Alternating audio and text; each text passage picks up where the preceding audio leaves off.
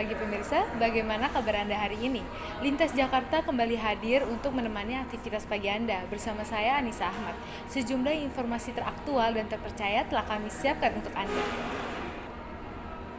Menuju informasi pertama pemirsa, Badan Meteorologi, Klimatologi, dan Geofisika atau BMKG memprediksi Jakarta akan diguyur hujan pada bulan Desember 2019. Dalam wawancara kami, pihak BMKG juga memberitahu sistem kerja BMKG dalam memprediksi cuaca.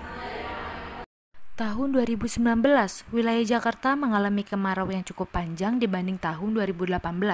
Sebagian besar wilayah Jakarta akan diprediksi mulai turun hujan pada awal bulan Desember tahun 2019. Dan bagaimana sistem kerja BMKG dalam memprediksi cuaca di DKI Jakarta? Ada 120 stasiun meteorologi, yaitu stasiun pengamatan cuaca. Nah, kita memiliki satelit dari Jepang, yaitu satelit Himawari. Nah, melalui satelit Himawari itu bisa melakukan pengamatan cuaca secara real time per 10 menit. Jadi melalui satelit ini BMKG sudah tahu daerah-daerah mana aja yang berpotensi pembentukan awan hujan. Dari wilayah Pulau Sumatera hingga Papua. Selain itu, BMKG juga memiliki radar. Nah, radar ini jangkauannya lebih spesifik dari satelit. BMKG memprediksi puncak musim hujan di Jakarta akan terjadi pada bulan Januari sampai bulan Maret 2020. Masyarakat diharapkan untuk siaga antisipasi datangnya musim hujan. Tim Liputan melaporkan dari Jakarta. Memasuki musim penghujan, Badan Penanggulangan Bencana Daerah atau BPBD Jakarta telah menyiapkan antisipasi siaga banjir dengan menyediakan perahu karet hingga posko pengungsian di beberapa titik rawan bencana. Musim hujan saat ini sudah mengguyur wilayah DKI Jakarta. Pihak Badan Penanggulangan Bencana Daerah atau BPBD Jakarta pun sudah mulai menyiapkan beberapa siaga antisipasi memasuki musim penghujan. Di dalam menghadapi musim penghujan, pertama BPBD Provinsi DKI sesuai dengan Undang-Undang Nomor 24 Tahun 2007 sebagai fungsi koordinasi di dalam hal penanggulangan bencana. Pekerjaan kami ada 3 hal. Pertama adalah pra-bencana, saat bencana, dan pasca bencana. Pada saat pra-bencana kami dari BPBD berkoordinasi dengan seluruh SKPD termasuk Dinas Sumber Daya Air untuk melihat sejauh mana kesiapan pompa-pompa yang ada di Provinsi DKI termasuk petugas dan nomor telepon. Nah, kenapa diperlukan nomor telepon petugas pompa? Jika terjadi apa-apa kita bisa berkoordinasi dan memastikan di mana pompa-pompa tersebut bisa berfungsi pada saat diperlukan. BPBD juga memastikan ketersediaan perahu karet di wilayah atau kampung siaga bencana, menyiapkan beberapa posko pengungsian serta posko kesehatan. Tim Liputan melaporkan dari Jakarta. Beberapa jembatan penyeberangan orang atau JPO di kawasan Senayan, Jakarta Pusat rusak akibat dilintasi oleh oknum pengendara skuter listrik. Skuter listrik kini sedang marak di kalangan kaum muda, namun sayangnya ada beberapa pengguna skuter listrik yang justru mengoperasikannya di atas jembatan penyeberangan orang atau JPO yang seharusnya tidak boleh dilewati oleh skuter listrik. Sebanyak 3 JPO yang mengalami kerusakan, yaitu JPO GBK, JPO Bundaran Senayan, dan JPO Polda Metro Jaya. Saat ini JPO yang memiliki kerusakan parah yaitu JPO GBK. Lalu, apa tindakan Pemprov DKI Jakarta dalam menangani kerusakan JPO tersebut? Baik, terima kasih. Dari Dinas Bina Marga telah memanggil dari pihak Grab Wheel tersebut, dan sudah kita undang. Hasil kesepakatan dari lapor tersebut, bahwasanya kan untuk JPO tersebut kita sudah ada yang menunggu untuk menunggu lift. Itu dari jam 8 pagi sampai jam 8 malam. Nah, itu kita ada petugasnya. Namun setelah dari jam 8 malam itu kita tidak ada petugas. Nah, jadi untuk yang mengawasi tersebut ada perwakilan dari pihak Grab untuk menunggu dari jam 8 malam sampai jam 8 pagi. Itu sih kesepakatannya yang sudah kita buat dengan pihak Grab. Nah, ini yang kemungkinan besar juga kerugiannya, karena yang rusak tersebut kan pertama railing tangganya itu pegangannya harus pegangan pada patah, kemudian juga dari lantainya pun banyak yang pada rusak karena kan lumayan berat ya gapil itu kan. Sedangkan kemampuan karena kan lantainya itu kita kan terbuat dari bahannya tuh komposit, ada kayunya juga. Jadi kalau misalkan berat kan dia otomatis kan dia patah ya, somplak lah sebenarnya ya. Nah, jadi kita bukan beton gitu, seperti itu. Jadi ya kerugiannya lumayan besar juga. Itu tadi tindakan yang akan dilakukan oleh Pemprov DKI Jakarta. Saya Anggita dan kru yang bertugas melaporkan. Beralih ke pendidikan pemirsa, persaingan siswa SMA saat ini untuk masuk ke perguruan tinggi negeri semakin ketat. Tidak hanya siswa SMA umum saja, tetapi siswa SMA Alia seperti Madrasah Alia 17 Jakarta.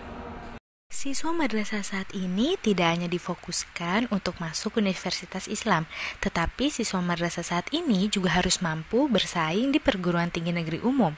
Dan apa yang dilakukan pihak sekolah dalam mengembangkan potensi siswanya untuk bersaing ke perguruan tinggi negeri? Untuk kelas 12 banyak program kegiatan, di antaranya kita mengadakan di awal tahun ajaran baru Mabit untuk kelas 12, gunanya untuk memotivasi.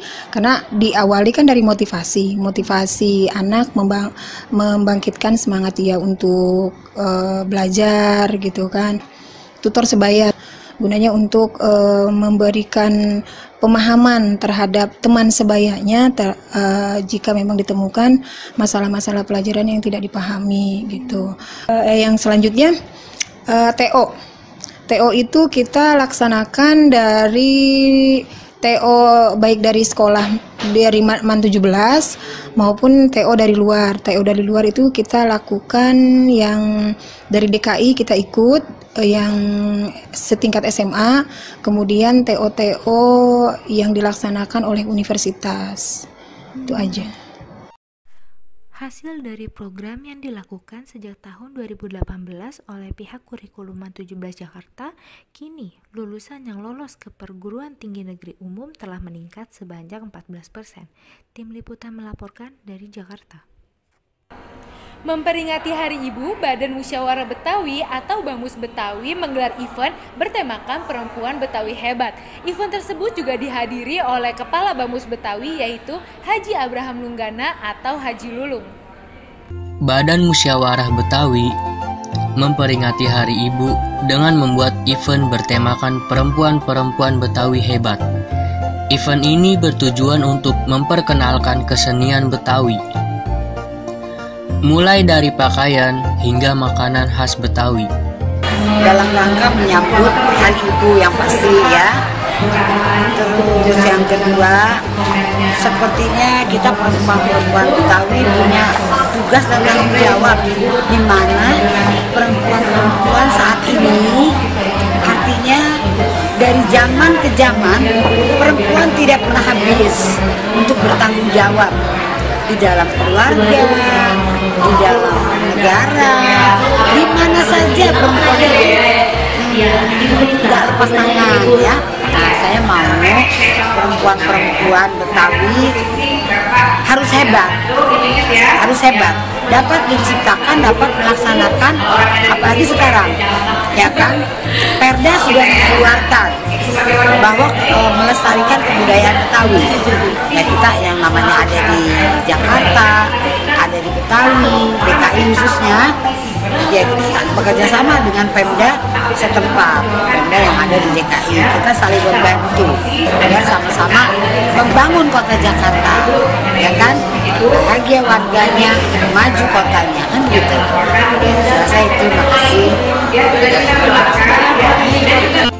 Event yang juga mengadakan bazar ini dibuka untuk umum mulai dari tanggal 9 hingga 11 Desember 2019 yang bertempatkan di Balai Kota Jakarta Pusat.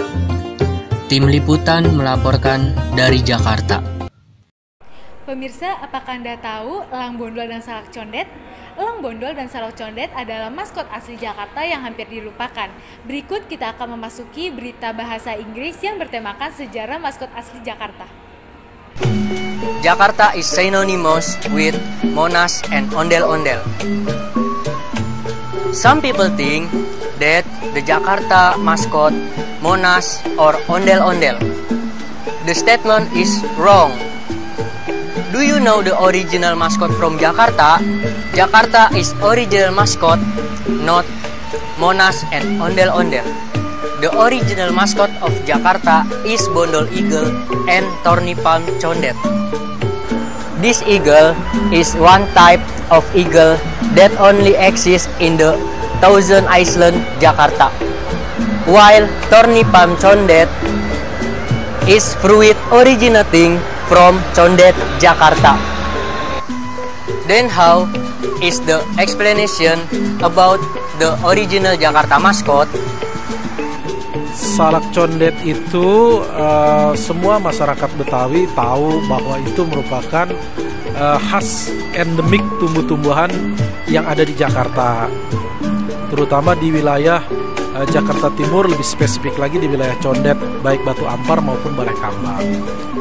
Semua kita merasa bahwa salak condet itu kenal, semua tahu bahwa itu salak rasanya manis yang kita tahu dan merupakan buah-buah unggulan yang disukai oleh masyarakat Betawi pada khususnya dan masyarakat Jakarta pada umumnya. Sehingga orang sangat familiar kalau ke Betawi ya pengen lihat floranya yaitu salak condet. Sehingga itu dijadikan sebagai simbol dari kota Jakarta dalam bidang flora ya. Elang bondol itu ketika kita kecil, kalau elang bondol itu bunyi, pasti akan ada yang diterkam. Contohnya misalnya anak ayam, atau tikus, atau juga misalnya kelinci dan lain sebagainya. Jadi dua maskot itu memang begitu familiar dengan masyarakat yang hidup di wilayah Betawi atau Jakarta dan wilayah sekitarnya. Baik elang bondol dalam bidang faunanya dan salak condet dalam bidang floranya. Saya pikir begitu. The Bondol Eagle always stopped at a big tree before the Jakarta skyscraper was built. Rizky Ari Gunawan and the crew in charge of reporting from Jakarta. Kita tadi sekaligus mengakhiri perjumpaan kita pada pagi hari ini. Saya Anissa Ahmad pamit undur diri dan sampai jumpa.